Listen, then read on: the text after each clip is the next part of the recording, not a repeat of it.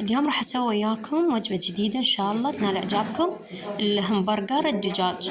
عندي هنا كيلو صدر دجاج، وعندي 100 غرام من اللي راس بصل كبير مثوم ومصفى من المي مالته، وعندي كوب من الخبز اليابس المطحون او البصم، وعندي بهارات مشكلة: زنجبيل، الثوم، والفلفل الاحمر، والفلفل الاسود، والدارسين، والهيل المطحون، وشوية كبابة، وشوية ورق قار مطحون.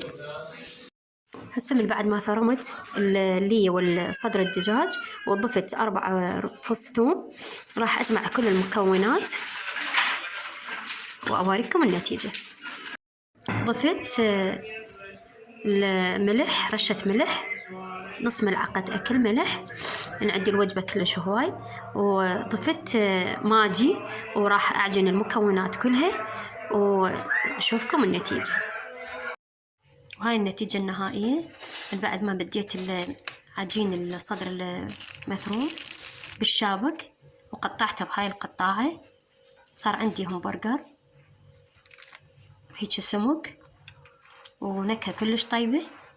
أرجو أن تجربوه وينال إعجابكم، وببركة الصلاة على محمد وآل محمد. هاي النتيجة النهائية.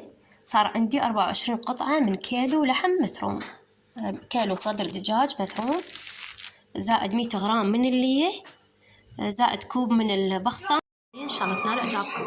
حبينا ناكل ويا هذا الهمبرجر البسيط الفنجر، وإن شاء الله أسوي لكم إياه فيديو ونشره فيديو كامل.